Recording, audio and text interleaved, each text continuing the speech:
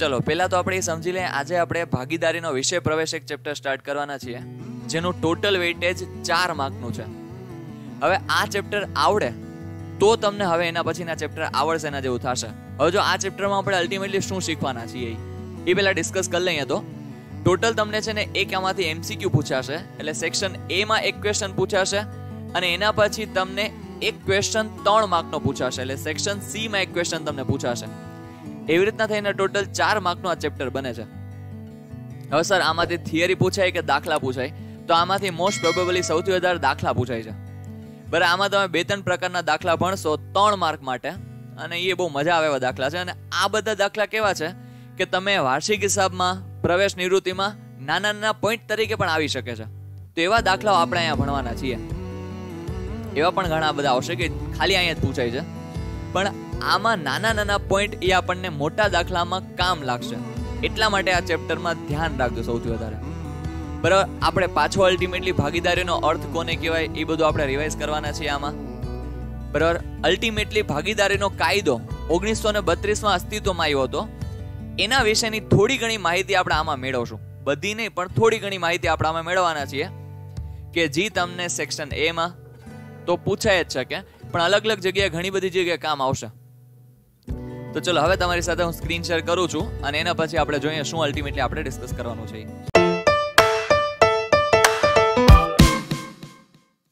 ચલો હવે આપણને સેક્શન બરાબર એક સેક્શન એ માં પૂછાશે, એક સેક્શન સી માં એક ક્વેશ્ચન પૂછાશે.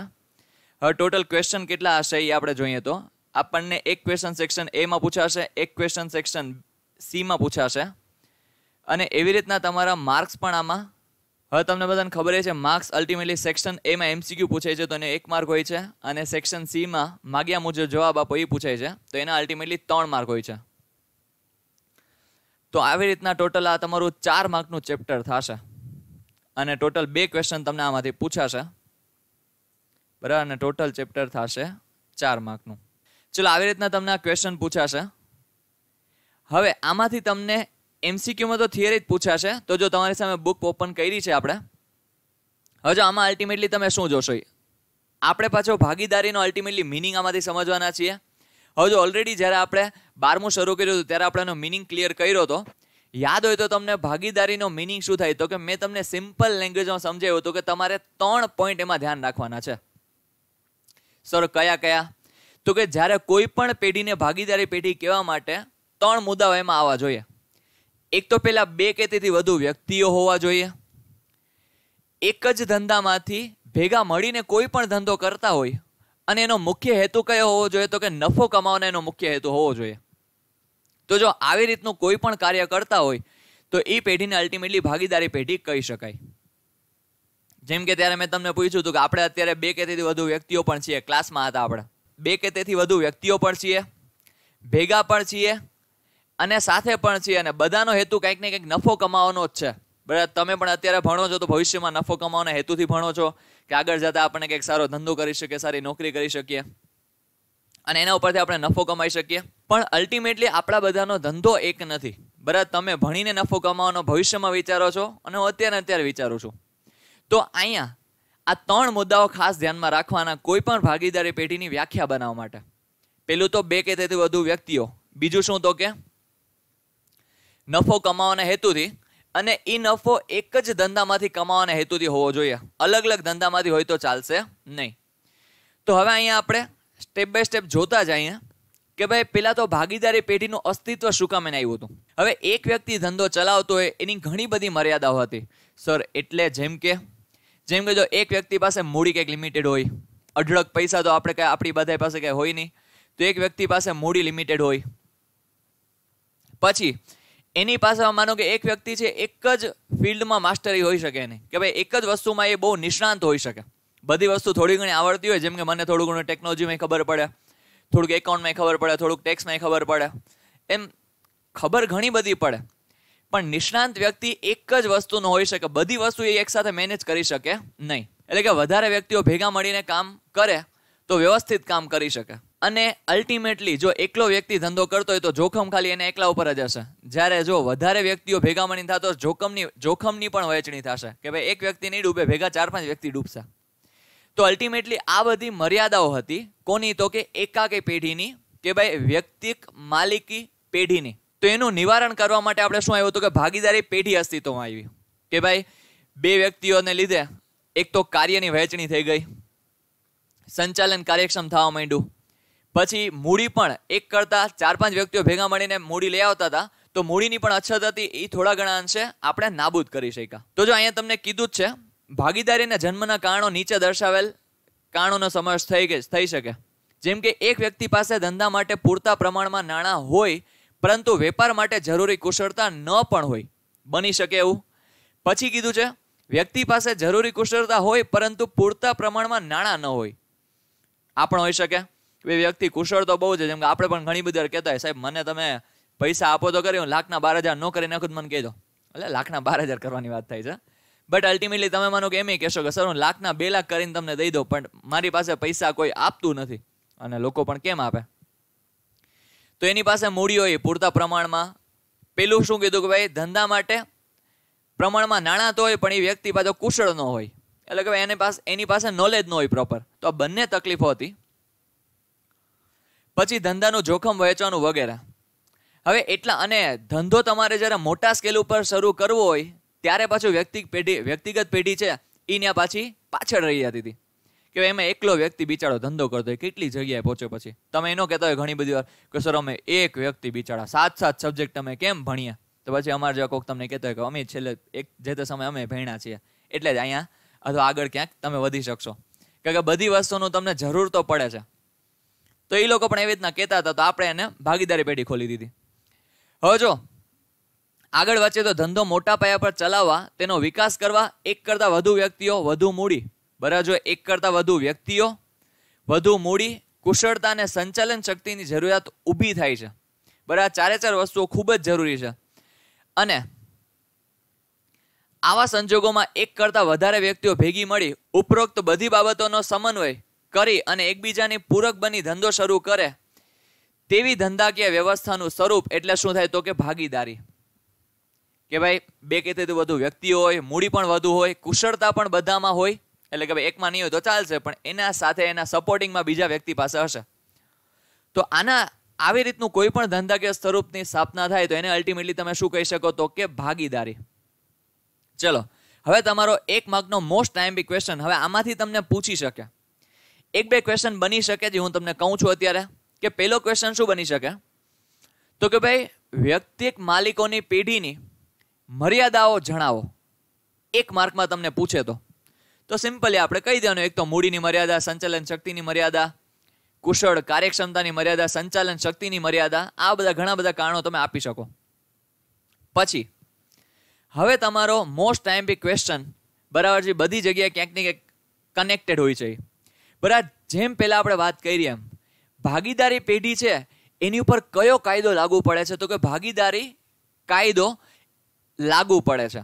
અને એ ક્યારે અસ્તિત્વમાં આવ્યો હતો? કે ભાઈ 1932માં અસ્તિત્વમાં આવ્યો હતો. અને એમાં જ તમને એની વ્યાખ્યા કીધેલી છે. તો જો અહીંયા તમને આજે પેલું છે એ ભારતીય ભાગીદારી કાયદા 1932ની કલમ 4 મુજબની વ્યાખ્યા આપેલી છે. તો એમાં આપણે જોઈએ તો ભાગીદારી એવી વ્યક્તિ વચ્ચેનો સંબંધ છે કે જેઓ બધા દ્વારા અને બધા વતી. હવે જો આ બધા શબ્દો ઉપર ખાસ ધ્યાન રાખજો. બધા દ્વારા અને બધા વતી તેમનામાંની કોઈ એક વ્યક્તિ દ્વારા ચલાવાતા ધંધાનો નફો વહેંચવા સંમત હોય. શું કીધું છે? નફો વહેંચવા સંમત હોય. હવે આ શબ્દને આપણે થોડુંક સમજીએ વ્યવસ્થિત. શું કીધું છે? બધા દ્વારા અને બધા વતી. હવે બધા દ્વારા અને બધા વતીનો મિનિંગ શું થાય સર? હવે બધા દ્વારા અને બધા વતીનો મિનિંગ આપણે ક્લિયર કરીએ તો માનો કે આપણે 4 જણા પેઢી ચલાવતો હોય. માનો કે મારા 2 ફ્રેન્ડ છે, જનરલ એના હું નામ લેતો જ, એક તો હું નિલેશ, બરાબર, એક મારો એક ફ્રેન્ડ છે જેનિશ અને એક છે હજી ભગીરથ. માનો કે અમે 3 જણા એક ભાગીદારી પેઢીની સ્થાપના કરી. હવે ભાગીદારી પેઢીની સ્થાપના કરી ત્યારે હવે જો અમે 3 છે ને એકબીજાના એજન્ટ તરીકે કામ કરીએ છીએ એમ કહો તોય ચાલે, અને 3 માલિકો છીએ તો પણ ચાલે, બરાબર. માનો કે મારો કોઈ એક ભાગીદાર જેનિશ કોઈ કાર્ય કરે તો એ મને પણ સંમત હોવું જોઈએ, અને હું કંઈક કાર્ય કરું તો મારા 2 ભાગીદારોને પણ સંમત હોવું જોઈએ. અને હા, જ્યારે પણ હું કંઈ કાર્ય કરું છું એટલે ઇનબિલ્ટ એટલે કે બાય ડિફોલ્ટ ઓલા 2ની મંજૂરી પણ મારા કાર્ય સાથે છે એ માની લેવામાં આવે છે. એટલા માટે અહીંયા શબ્દો ઉપયોગ કર્યો છે બધા દ્વારા અને બધા વતી, કે ત્રણેય વ્યક્તિઓ કોઈ પણ કાર્ય કોઈ વ્યક્તિ કરશે તો એ બીજા ભાગીદારોને માન્ય ગણાશે. એમ નહીં કે ભાઈ પછી આમ ને તેમને એવું કંઈ નહીં, સામાન્ય રીતના એ માન્ય ગણવામાં આવશે. બરાબર. અને તેમનામાંથી કોઈ એક વ્યક્તિ દ્વારા પણ જો ધંધો ચલાવતો હોય તો એ નફો બધા વચ્ચે વહેંચવા સંમત થયેલા હોવા જોઈએ. એટલે કે જે પણ નફો થાય એ બધા વ્યક્તિઓ વચ્ચે સંમતિથી વહેંચાવો જોઈએ. આને શું કહેવાય તો કે ભાગીદારી. બરાબર. આ આપણે જે કોની સમજ્યા છે વ્યાખ્યા ભાગીદારીની. હવે ભાગીદારી પેઢીમાં જે વ્યક્તિઓ હોય છે એને આપણે શું કહીએ છીએ તો કે ભાગીદાર. શું કહીએ છીએ? ભાગીદાર. જેમ કે અહીંયા કીધું છે, જો જે વ્યક્તિઓ ભાગીદારીમાં જોડાય તેઓ વ્યક્તિગત રીતે શું કહેવાય તો કે ભાગીદાર કહેવાય, પાર્ટનર્સ કહેવાય. અને સામૂહિક રીતે તે શું કહેવાય તો કે પેઢી કહેવાશે. એટલે બધા વ્યક્તિઓ ભેગા મળી જશે એટલે શું કહેવાશે? પેઢી કહેવાશે. અને ઇન્ડિવિજ્યુઅલ વ્યક્તિ એટલે વ્યક્તિગત રીતે એ લોકો શું કહેવાશે? પેઢીના ભાગીદાર કહેવાશે. આ કંઈક એની મિનિંગ થાય છે ભાગીદારનો. ભાગીદારીમાં જોડાયેલી વ્યક્તિઓ દ્વારા સંયુક્ત રીતે ચલાવાતા ધંધાને ભાગીદારી પેઢી કહેવાય છે. બરાબર. સંયુક્ત રીતે ચલાવતા હોય એને અલ્ટિમેટલી શું કહેવાય? ભાગીદારી પેઢી. હવે અહીંયા પણ એક ઉપરોક્ત વ્યાખ્યા પરથી જે મેં તમને મિનિંગ ઓલરેડી સમજાવી દીધો છે એ આપણે કીધો છે. જો પેલા તો ઉપરોક્ત વ્યાખ્યા પરથી કહી શકાય કે કરાર કરવાને લાયક હોય તેવી બે કે તેથી વધુ વ્યક્તિઓ નફો કમાવાના હેતુથી કાયદેસરનો ધંધો કરે તેને ભાગીદારી કહેવાય. હવે અહીંયા સર કરાર કરવાને લાયક એટલે ઘણી વાર ન કહેતા હોય તમે બધા નાલાયક છો. નાલાયક એટલે શું? તમે એ વસ્તુ માટે એલિજિબલ નથી, એ વસ્તુ માટે લાયક નથી. હવે કરાર કરવાને લાયક કોને કહેવાય સર? આમાં તમને આવતું નથી પણ એ આપણે સમજીએ તો વધારે મજા આવશે તમને. બરાબર. માનો કે કોઈ વ્યક્તિ જેલમાં છે તો એ કરાર કરવાને લાયક નથી. શું કામ એમ નથી? કારણ કે એ તો જેલમાં છે, તમારી સાથે કરાર કેમ કરી શકે?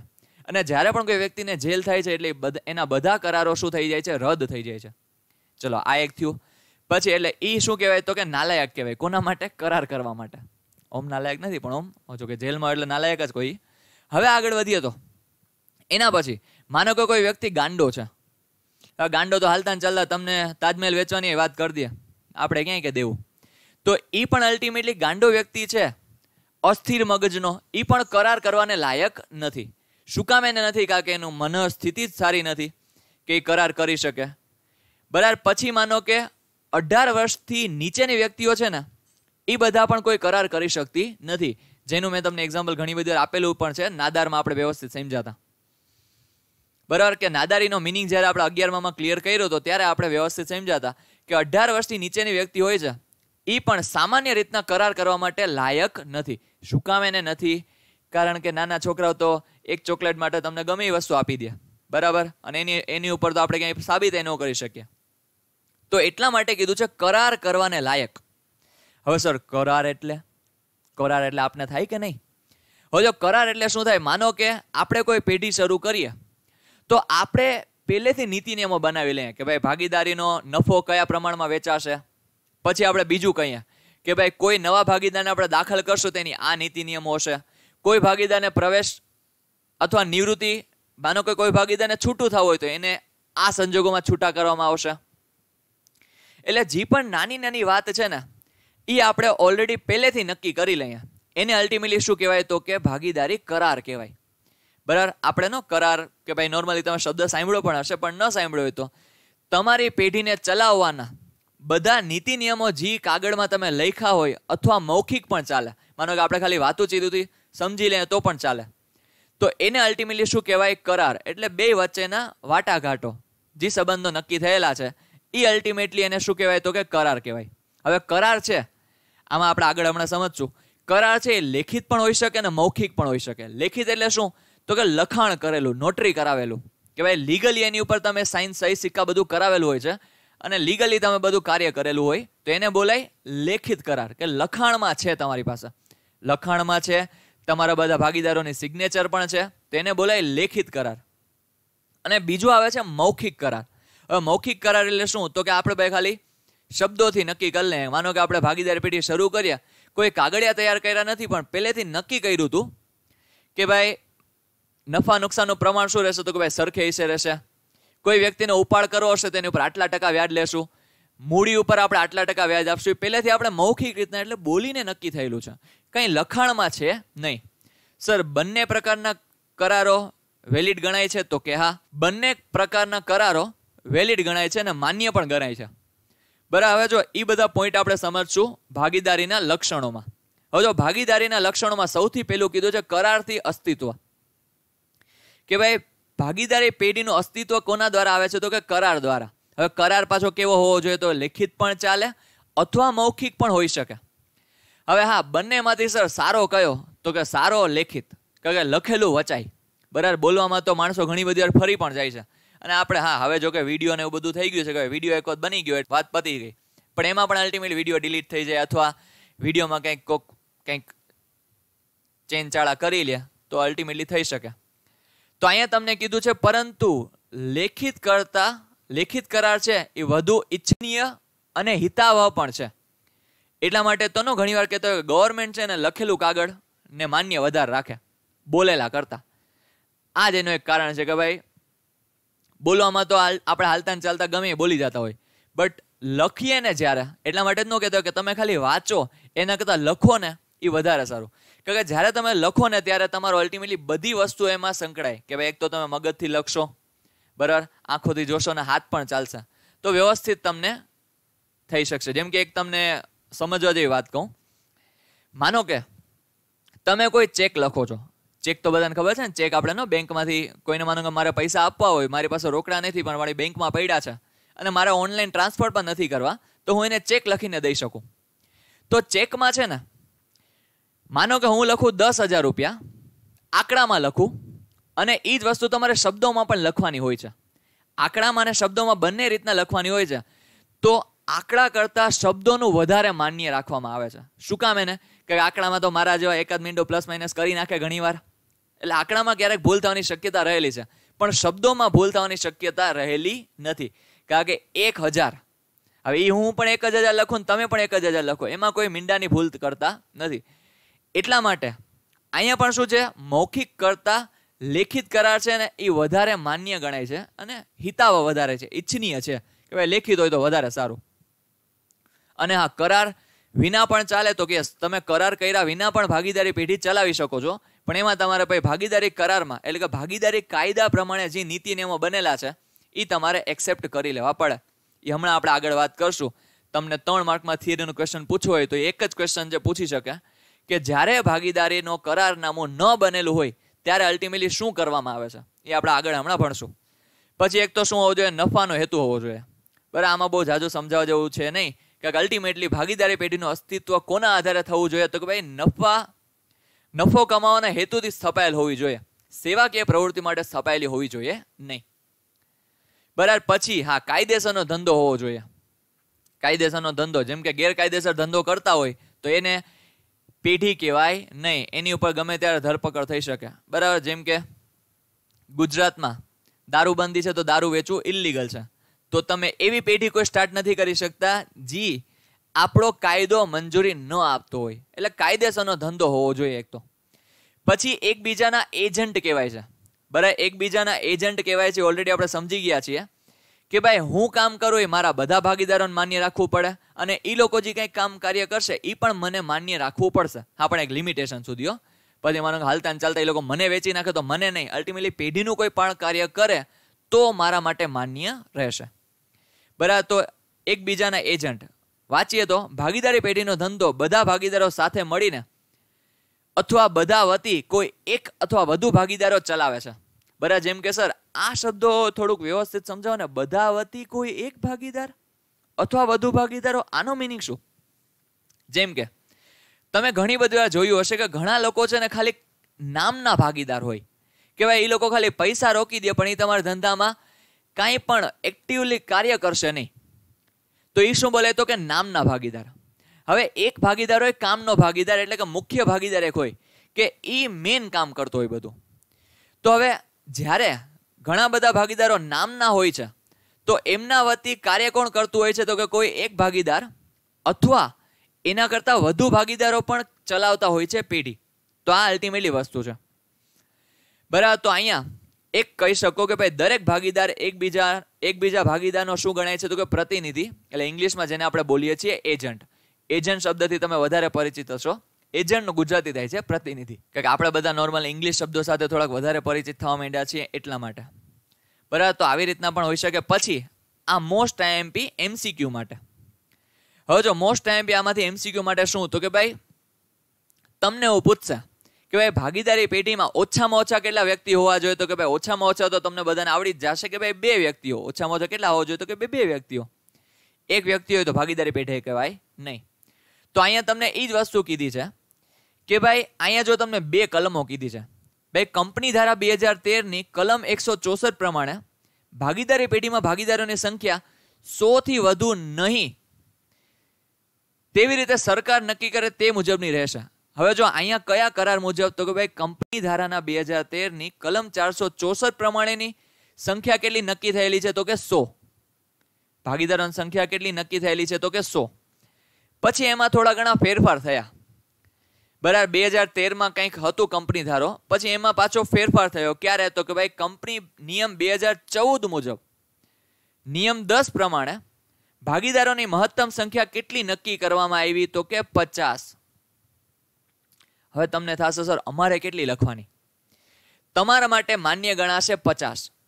હવે જો તમને એવી ચોખવટ પાડીને કહી દે કે ભાઈ કંપની ધારા 2013 મુજબ કેટલી સંખ્યા, તો તમારે લખવી પડે કે ભાઈ 100 છે. હો ભાઈ, પણ માનો કે તમને એમ કહે કે ભાગીદારી પેઢીમાં વધુમાં વધુ ભાગીદારો કેટલા રાખી શકાય, કાંઈ ચોખવટ નથી પાડી, તો તમારે કેટલા લખવાના? 50. બરાબર, આ એમસીક્યુમાં પૂછવાનો મોસ્ટ આઈએમપી ક્વેશ્ચન છે. હવે ભાગીદારી પેઢીની સૌથી મોટામાં મોટી મર્યાદા છે જેના લીધે કંપનીનું સ્વરૂપ અસ્તિત્વમાં આવ્યું હતું, એ છે એના પછીનું 6થું લક્ષણ, અમર્યાદિત જવાબદારી. આ સૌથી મોટામાં મોટી મર્યાદા છે કોની? ભાગીદારી પેઢીની. હવે આપણે સમજીએ આનો મિનિંગ શું થાય. હવે માનો કે 3 ભાગીદારો છે, A, B અને C. હવે ત્રણેયની કંઈક ધંધાની મિલકતો છે. બરાબર, માનો કે ત્રણેયની ધંધાની મિલકતો આપણે રાખી દઈએ. અત્યારે લખતો નથી, બાજુમાં મિલકતો લખું છું અહીંયા. માનો કે 1 કરોડ રૂપિયાની મિલકતો છે.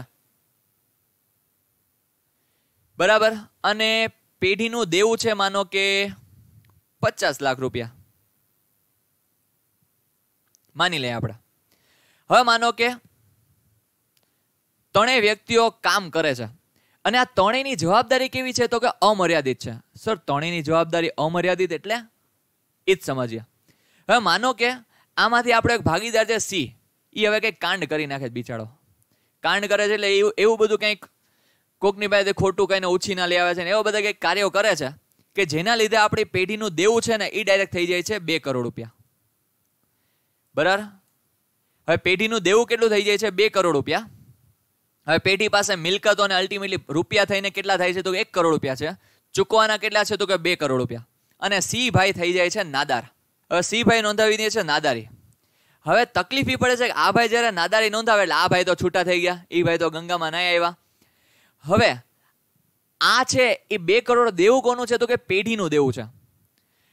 2 કરોડ દેવું છે એ કોનું છે? પેઢીનું છે. તો ચલો આપણે આમાંથી 1 કરોડ તો ચૂકવી દેશું, પણ વધારાના 1 કરોડ છે ભલે આમાં કાર્ય C જ કર્યું છે, પણ આ બેએ ભેગા થઈને ચૂકવવું પડશે. બરાબર, ભલે આ લોકોએ કાંઈ પણ કાંડ ન કર્યું હોય, કાંઈ પણ આ લોકોનો વાંક નથી, છતાં પણ આ બંને ચૂકવવું પડશે. હવે માનો કે આમાંથી પછી એવું થાય છે કે B પાસે પૈસા નથી, B ને બધાય પૈસા પૂરા થઈ જાય છે, છતાંય પેઢી ઉપર 50 લાખનું દેવું રહી જાય છે. બરાબર, છતાંય પેઢી ઉપર કેટલું દેવું રહી જાય છે? 50 લાખનું દેવું રહી જાય છે. કોણ નાદાર થઈ ગયો? તો કે ભાઈ B પણ નાદાર થઈ ગયો. તો હવે આ 50 લાખ રૂપિયા કોને ચૂકવવા પડે ખબર છે? આ એ એકલા ચૂકવવા પડે. એ ભાઈએ એકલા 50 લાખ રૂપિયા ચૂકવવા પડે. એટલા માટે આ સૌથી મોટામાં મોટી મર્યાદા છે કોની? ભાગીદારી પેઢીની. કે ભાઈ બધા ભાગીદારો અમર્યાદિત રીતના જવાબદાર છે. કે ભાઈ કોઈ એક કંઈક ખોટું કાર્ય કરી લેશે તો પણ 3 બિચારા સલવાઈ જશે. તો આ છે આ પોઈન્ટ કે ભાઈ બધા ભાગીદારો કેવી રીતના જવાબદાર છે, તો કે ભાઈ અમર્યાદિત રીતના જવાબદાર છે. હવે માનો કે ક્યારેક એવું બને કે ભાગીદારી પેઢી આખી નાદારી નોંધાવી દે. હવે ભાગીદારી પેઢી જ્યારે નાદારી નોંધાવે ને ત્યારે 3 ભાગીદારો નાદાર થઈ જ ગયા હોય, કારણ કે જો ત્રણેયમાંથી એક પાસે પૈસા હશે ને તો એને પેઢીના પૈસા ચૂકવવા પડશે. ત્રણેય જો નાદાર થઈ જાય તો જ પેઢી નાદાર થાય. બરાબર. એટલે આપણે કહી શકીએ કે જ્યારે આમાં હું સ્ટેટમેન્ટ એક બોલું છું, જ્યારે ભાગીદારી પેઢી નાદાર હોય ત્યારે હંમેશા તેના બધા ભાગીદારો નાદાર હોય જ છે. પણ હા, એનું ઊંધું જરૂરી નથી. જેમ કે માનો કે કોઈ એક ભાગીદાર નાદારી નોંધાવે તો બધા ભાગીદારો નાદાર છે એવું માનવામાં આવતું નથી. પણ હા, જો પેઢી નાદારી નોંધાવતી હોય ત્યારે બધા ભાગીદારો હંમેશા નાદાર હોય જ, તો જ પેઢી નાદાર થાય. એક વ્યક્તિ પાસે પણ જો પૈસા હશે તો એને જે દેવું છે પેઢીનું એ ચૂકવવાનું રહેશે. એટલા માટે અહીંયા આપણે બોલીએ છીએ અમર્યાદિત જવાબદારી. જેમ કે આપણે વાંચતા જઈએ, ભાગીદારી કાયદા મુજબ પેઢીનું દેવું જો પેઢીની મિલકતોમાંથી ચૂકવી શકાય તેમ ન હોય તો ભાગીદારોની અંગત મિલકતો વેચીને પણ પેઢીની જવાબદારી ચૂકવવામાં આવે છે. દરેક ભાગીદાર સંયુક્ત અને વ્યક્તિગત રીતે, બરાબર, જો સંયુક્ત અને વ્યક્તિગત રીતે પણ ભાગીદારી પેઢી માટે જવાબદાર ગણાય છે. એટલે જો કોઈ એક ભાગીદારે કંઈક નાટક કરીને કંઈક નાદારી નોંધાવી દેશે ને પેઢીનું કંઈક કામ ખરાબ કરીને, તો બીજા બધા ભાગીદારો જવાબદાર છે. જ્યાં સુધી પેઢીનું દેવું ચૂકવાઈ ન જાય ત્યાં સુધી ભાગીદારો સંયુક્ત રીતે અને વ્યક્તિગત રીતે જવાબદાર ગણાય છે.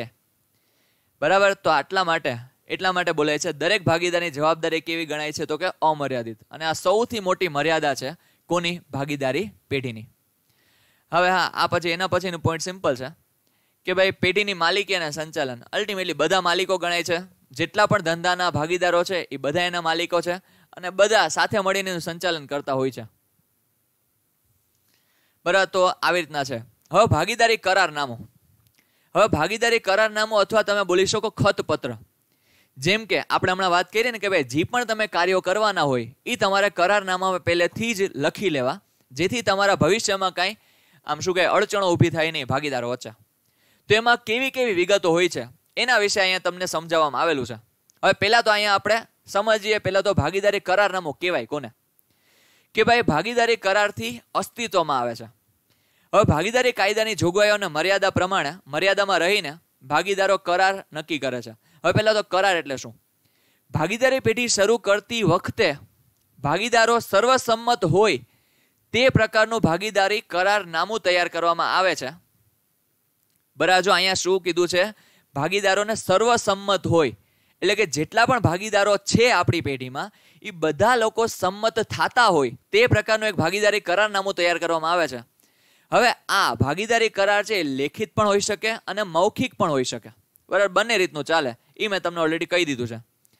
બરાબર. ભાગીદારી અંગેનો લેખિત કરાર એ ભાગીદારીનું કરારનામું કહેવાય છે. બરાબર. લેખિતમાં જે કરવામાં આવે એને અલ્ટિમેટલી આપણે કરારનામું તરીકે ઓળખી શકીએ છીએ. બાકી ખાલી તમે કરાર કહી શકો, પણ કરારનામું એટલે શું? તો કે લખાણમાં હોવું જોઈએ. તમને એક ક્વેશ્ચન પૂછાય છે, એમસીક્યુમાં પણ પૂછી શકે અને એક વાક્યમાં પણ પૂછવું હોય તો, જેમ કે ભાગીદારીનું કરારનામું એટલે શું? તો આપણે સિમ્પલી લખવાનું, ભાગીદારી પેઢી શરૂ કરતી વખતે ભાગીદારોને સર્વસંમત હોય તે પ્રકારનું ભાગીદારી કરારનામું લેખિતમાં તૈયાર કરવામાં આવે તેને અલ્ટિમેટલી શું કહેવાય છે? ભાગીદારીનું કરારનામું કહેવામાં આવે છે. બરાબર. હવે જો લેખિત શું કામ એને વધારે ઈચ્છનીય છે?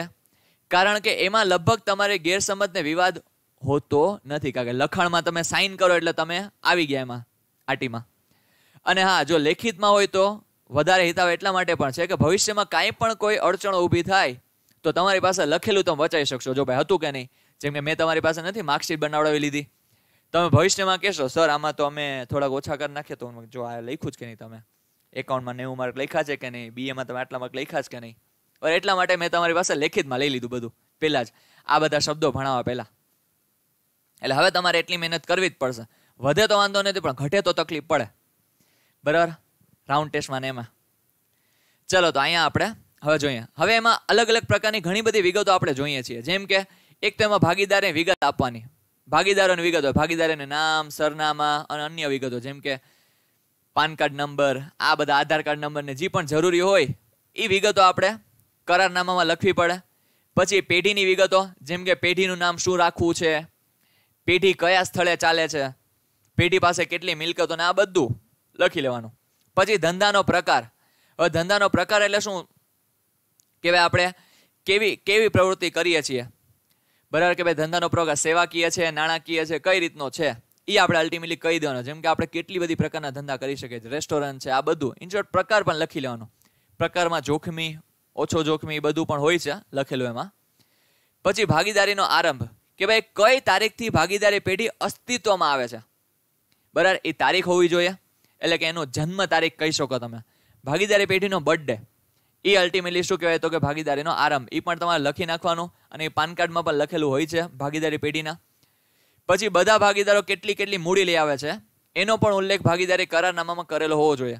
પછી મૂડી પર જો આપણે વ્યાજ આપશું તો કેટલા ટકાથી, કેટલા પર્સન્ટેજથી આપણે વ્યાજ આપવાનું એ આપણે કરારનામામાં લખી લેવું પડે. પછી ભાગીદારોને ઉપાડ કરવાની જરૂર પડે તો કઈ રીતના ઉપાડ કરી શકશે અને કેટલી રકમ ઉપાડી શકશે એ પણ અલ્ટિમેટલી આપણે આમાં લખી નાખવાનું. પછી જો કોઈ ભાગીદાર ઉપાડ કરે તો એના પર વ્યાજ કેટલું લેવાનું. ઇન શોર્ટ જેટલી પણ વસ્તુઓ તમને યાદ આવતી હોય કે જેના લીધે ભવિષ્યમાં અડચણો ઊભી થઈ શકે તેમ છે એ બધી વસ્તુઓ શું કરી નાખવાની આમાં લખી લેવાની. આગળ વધીએ તો બરાબર. પછી નફા નુકસાનની વહેંચણીનું પ્રમાણ કેટલું રહેશે એ, કે ભાઈ કયા પ્રમાણમાં તમે નફો નુકસાન વેચશો, 1:1:1, 2:3:3, જે પણ નફા નુકસાનનું પ્રમાણ નક્કી કરો એ પણ તમારે કરારનામામાં લખી લેવું પડે. હવે અહીંયા પાછો એક MCQ ક્વેશ્ચન બને કે આપણે માનો કે કરારનામામાં લખતા ભૂલી ગયા કે નફા નુકસાનનું પ્રમાણ શું રાખવાનું. એ ખાસ આ પોઈન્ટ સમજજો, દાખલામાં પણ કામ લાગશે બધી જગ્યાએ. કે જો કરારનામામાં જોગવાઈ ન હોય તો ભાગીદારી કાયદા મુજબ, જોગવાઈ ન હોય તો ભાગીદારી કાયદા મુજબ બધા ભાગીદારો સરખે હિસ્સે. હવે સરખે હિસ્સે એટલે શું થાય તો કે 1:1:1. માનો કે 2 ભાગીદાર હોય તો 1:1, 3 ભાગીદાર હોય તો 1:1:1, 4 ભાગીદાર હોય તો 1:1:1. દાખલામાં તમને ઘણી બધી વાર નફા નુકસાનનું પ્રમાણ ન આપે, ખાસ ધ્યાન રાખજો. દાખલામાં જ્યારે તમને નફા નુકસાનનું પ્રમાણ ન આપે ત્યારે પણ તમારે શું માનવાનું તો કે સરખા હિસ્સે એ લોકો ભાગીદારીમાં નફો નુકસાન વહેંચશે. કીધું હોય તો ઠીક, ન કીધું હોય તો કયા હિસ્સે, સરખે હિસ્સે. આ મગજમાં ફિટ કરી લેજો. ચલો પછી માનો કે ભાગીદારને કંઈક પગાર આપવાનો થાય, બોનસ આપવાનો થાય, કમિશન આપવાનું હોય, કંઈક મહેનતાણું આપવાનું થાય તો આપણે કેટલું આપશું, કયા સંજોગોમાં આપશું એ બધું નક્કી કરી લેવાનું. પછી ભાગીદારે પેઢીને આપેલ લોન પર વ્યાજ. હવે આ પોઈન્ટ સમજીએ પહેલા તો શું છે. જેમ કે પહેલા તો ભાગીદાર શું લઈ આવતો હોય તો કે પેઢીમાં મૂડી લઈ આવતો હોય. હવે ઘણી બધી વાર પેઢીને પૈસાની જરૂર છે પણ તમને બધાને ખબર છે જો ભાગીદાર પોતાની મૂડી લઈ આવશે તો એ પાછું એની એક પ્રકારની મૂડી લઈ આવે તો એ તો એની જોખમમાં મુકાઈ જાય. હવે માનો કે પૈસાને જરૂર છે અને ક્યારેક ભાગીદારો પેઢીને લોન આપી શકે, કારણ કે અલ્ટિમેટલી આપણે સમજી ગયા છીએ ભાગીદાર અને ભાગીદારી પેઢી બંને કેવા વ્યક્તિ છે તો કે અલગ અલગ વ્યક્તિઓ છે. જેમ કે ભાગીદાર છે કેવો વ્યક્તિ છે તો કે કુદરતી વ્યક્તિ છે અને કાયદાકીય વ્યક્તિ પણ છે. પણ જ્યારે ભાગીદારી પેઢી કેવી વ્યક્તિ છે તો કે કૃત્રિમ વ્યક્તિ છે અને એ પણ કાયદાકીય તો છે પણ એ કંઈક કૃત્રિમ વ્યક્તિ છે, એનું કંઈ અમુક નેચરલી બોર્ન નથી થયું, એને આપણે કાયદા દ્વારા અસ્તિત્વમાં લઈ આવતા હોઈએ છીએ. તો ભાગીદાર ઘણી બધી વાર પેઢીને પૈસાની જરૂર હોય તો પેઢીને લોન પણ આપી શકે છે. હવે પેઢીને જો લોન આપે તો એ લોન પર વ્યાજ પણ લઈ શકે તો કે હા. તો અહીંયા ભાગીદાર જો પેઢીને લોન આપે તો કેટલા ટકા વ્યાજ લેવું એ તમારે ચોખ્ખું લખી નાખવું જોઈએ. હવે આપણે પોઈન્ટ સમજીએ. માનો કે સર આપણે કરારમાં લખતા ભૂલી ગયા તો કે ભાઈ આપણે ભાગીદાર છે પેઢીને લોન તો આપે પણ લોન ઉપર કેટલું વ્યાજ લેશે એ આપણે લખતા ભૂલી ગયા તો પણ આમાં જોગવાઈ કરેલી છે. ભાગીદારી કાયદાની જોગવાઈ મુજબ ભાગીદારે પેઢીને આપેલ લોન પર વાર્ષિક 6% વ્યાજ ચૂકવવામાં આવે છે. કેટલું છે? વાર્ષિક 6% છે, વર્ષનું 6%. એટલે કે ભાઈ ભાગીદાર છે 1 લાખની લોન આપે તો એના 6% એટલે કેટલા રૂપિયા તો કે 6,000 રૂપિયા દર વર્ષે પેઢીએ ભાગીદારને વ્યાજ ચૂકવવું પડશે. તો અહીંયા આપણો એક પોઈન્ટ વ્યવસ્થિત, અને આ પણ મોસ્ટ આઈએમપી કરજો આ 6% વાળો ક્વેશ્ચન. બરાબર, MCQમાં હોય જ છે, મોસ્ટ ઓફ MCQમાં ક્વેશ્ચન હોય છે. અને MCQમાં ન હોય તો એ આપણને વાર્ષિક હિસાબમાં કામ લાગશે, પછી પ્રવેશ નિવૃત્તિમાં પણ કામ લાગશે. તો આ બધા પોઈન્ટ અહીંયા ધ્યાન રાખવાના છે. આ બધા ભલે અહીંયા એક માર્કના છે પણ આ બધા ઘણી બધી જગ્યાએ પૂછાઈ શકે એવા પોઈન્ટ છે. બરાબર. અને હા, ભાગીદારે આપેલ લોનનું વ્યાજ ધંધાનો શું કહેવાય છે? તો કે ખર્ચ કહેવાય છે. જેમ કે મૂડી પર વ્યાજ છે એ પેઢીનો શું કહેવાય છે? તો કે ખર્ચ કહેવાય છે. કે પેઢી કોને ચૂકવે છે? તો કે ભાગીદારને ચૂકવે છે.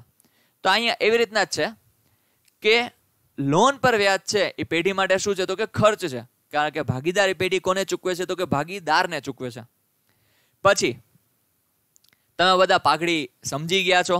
તો પાઘડીનું મૂલ્યાંકન કઈ રીતના કરવું એની મેથડ પણ તમારે અહીંયા લખી લેવાની કે ભાઈ જો પ્રવેશ થતો હોય તો આ મેથડથી કરવાની, નિવૃત્તિ થતી હોય તો આ મેથડથી કરવાની. એ બધું અલ્ટિમેટલી તમારે લખી લેવાનું કે પાઘડીની ગણતરી કયા નીતિ નિયમો મુજબ થશે.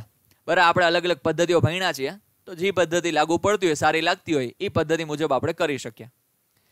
બરાબર, માનો કે કોઈ ભાગીદારને પ્રવેશ આપશું તો કઈ રીતના આપશું, કોઈ ભાગીદારને નિવૃત્તિ લેવી હોય તો એ કઈ રીતના લઈ શકશે, એ બધાના નીતિ નિયમો આપણે લખી લેવા પડે.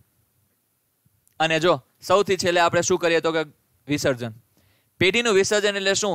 તો કે પેઢી બંધ કરવી હોય તો કયા સંજોગોમાં પેઢી બંધ કરવામાં આવશે અને એના માટે આપણે શું કાર્યવાહી કરશું.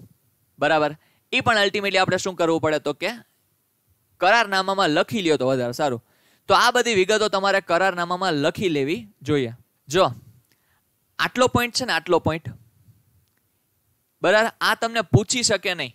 એટલે 12માં તમને કીધું છે કે 12માં તમને આ વખતે પૂછશું નહીં, બટ સમજૂતી માટે તમને આપેલો છે. તો કંઈક વિચારીને જ આપ્યો હશો સમજૂતી માટે. અને આ હું તમને બહુ વ્યવસ્થિત સારી રીતના સમજાવી શકું છું કે આમાં મારો બીજો ફેવરિટ સબ્જેક્ટ ઇન્કમ ટેક્સ એ તમારો આમાં ઇન્ક્લુડ થાય છે. તો આ ઓમ જોવા જાવ તમારે 12માં પૂછાવાનું જ નથી, પરીક્ષામાં અપેક્ષિત છે જ નહીં, બટ આપણે સમજવા ખાતર સમજીએ ખાલી. બરાબર, જો અહીંયા પોઈન્ટ વાંચતા વાંચતા સમજતા જાય. પહેલા તો આપણે એમ કહીએ કે ભાઈ કોઈ પણ ભાગીદારને તમારે પગાર, બોનસ અને કમિશન આપવું હોય તો એ પહેલા તો કેવો ભાગીદાર હોવો જોઈએ? તો કે ખાલી સક્રિય ભાગીદાર જ હોવો જોઈએ. સક્રિય ભાગીદાર નહીં હોય તો ચાલશે નહીં. સક્રિય એટલે શું? તો કે એ વ્યક્તિ કામનો ભાગીદાર હોવો જોઈએ.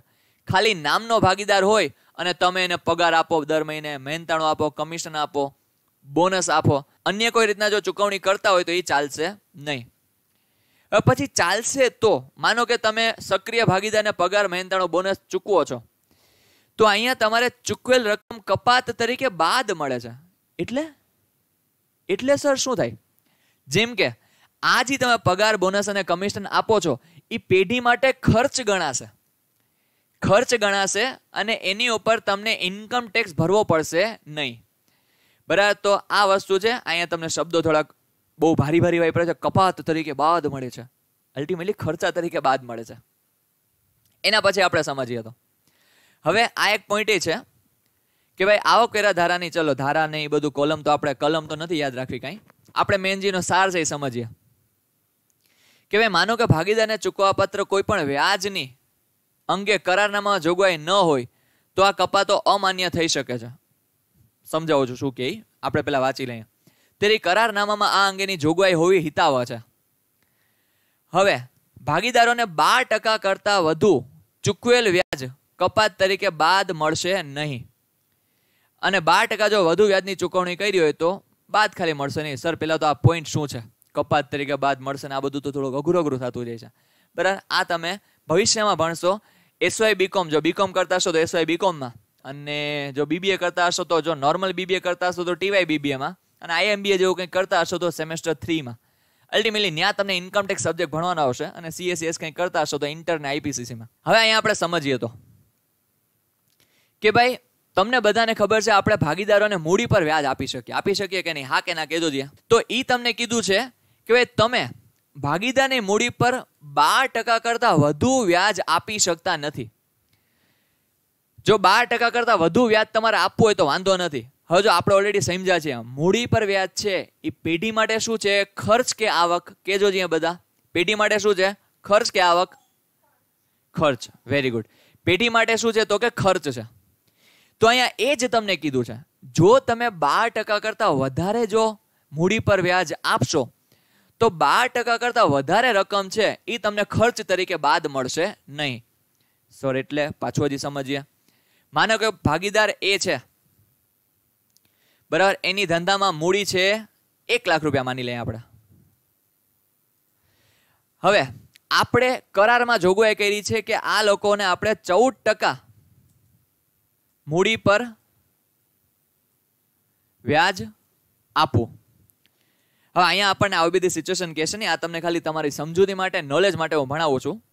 હવે તમને છે ને, તમે જ્યારે મૂડી પર વ્યાજ ગણશો તો પેલા તો મૂડી પર વ્યાજ થશે કેટલું? તો કે ભાઈ મૂડી પર વ્યાજ 1,14,000 એટલે 14,000 રૂપિયા થશે.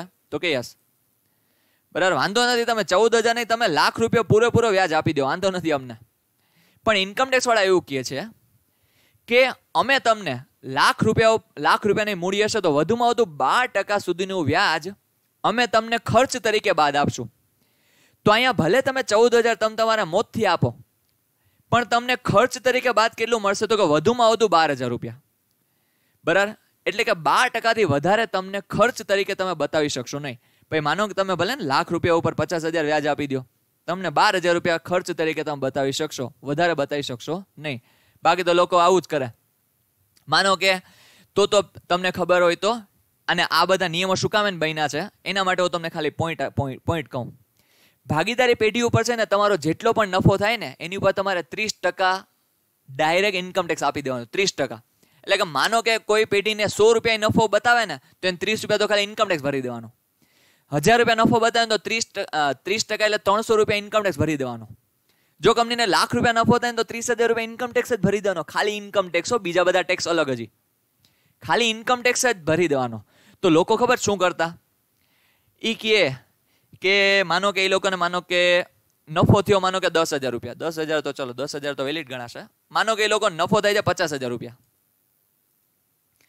પેઢીનો નફો થયો ₹50,000. હવે તકલીફ એ કે ભાઈ 50,000 ઉપર જો આપણે ટેક્સ ભરવાનું કેટલો થાય? તો કે ₹15,000. તો ₹15,000 જો ટેક્સ ભરવાનું થાય તો આવકવેરા બાદનો નફો 15,000 તો ગવર્મેન્ટ લઈ જશે કારણ વિનાની. કામ એને કંઈ કર્યું નથી, ગવર્મેન્ટ પૈસા ડાયરેક્ટ 15,000 લઈ જશે. તો ભાગીદારો પાસે વધે કેટલા? તો કે ભાઈ વહેંચણી પાત્ર નફો ખાલી ₹35,000 વધે. પેઢીને નફો થયો ₹50,000, પણ 15,000 શું થઈ ગયો? તો કે વેરો થઈ ગયો, બરાબર, ટેક્સ થઈ ગયો. તો ભાગીદારો માટે વધ્યો ખાલી ₹35,000. હવે ભાગીદારો મગજ લગાડ્યો. ભાગીદારો શું મગજ લગાડ્યો ખબર છે? કે ભાઈ ઓને કીધું તારી મૂડી ₹1,00,000 છે ને, તારી ઉપર 50% વ્યાજ લઈ લે તું. હવે વિચારો, 50% વ્યાજ અલ્ટિમેટલી ગયું તો કોની પાસે? ભાગીદારો પાસે ગયું કે નહીં? હવે 50,000 પેલા નફો હતો, એમાંથી 50%, ₹1,00,000 ઉપર 50% વ્યાજ એટલે ₹50,000 વ્યાજ આપી દીધું. એટલે અલ્ટિમેટલી ગયું તો ભાગીદારો પાસે જ. આ 50,000 છે એ અલ્ટિમેટલી વયા તો ભાગીદારો વચ્ચે જ ગયા કે નહીં? તો કે હા. હવે એને તમે નફા તરીકે આપો કેમને આપો, શું ફરક પડે? તો પેઢીનો નફો શું થઈ ગયો? તો કે શૂન્ય થઈ ગયો. તો આ વાંધો કોને આવ્યો ખબર? ગવર્મેન્ટને વાંધો આવ્યો. કોને વાંધો આવ્યો? સરકારને વાંધો આવ્યો. ક્યારે આવું કઈ થોડી હોય? 50% વ્યાજ હોય કોઈ દી, બરાબર. તો એટલા માટે ગવર્મેન્ટે નિયમ બનાવી નાખ્યો. આ જે નિયમ તમે ભણો છો એ કે તમે મૂડી પર વધુમાં વધુ કેટલું વ્યાજ આપી શકશો? તો કે 12% વ્યાજ તમે આપી શકશો. 12% કરતા વધારે તમે વ્યાજ આપી શકશો નહીં, બરાબર. એટલા માટે આનો નિયમ બની ગયો. ચલો, આઈ હોપ તમને અહીં સુધી બધું ક્લિયર થતો હશે. આ પોઈન્ટ તમારા કંઈ કામનો નથી, છતાંય પણ મેં તમને સમજાવ્યો કે તમે થોડું ઘણું છે ને આમ અકાઉન્ટ છે શું કામ એને ઇમ્પોર્ટન્ટ છે ને આ બધા નીતિ નિયમોના છે ને છટકબારીઓ બનાવતા હતા લોકો. એટલા માટે ગવર્મેન્ટના રૂલ્સ એન્ડ રેગ્યુલેશન બને છે. એ તમને ખાલી ખબર પડી શકે એના માટે આપણે આ પોઈન્ટ શીખા.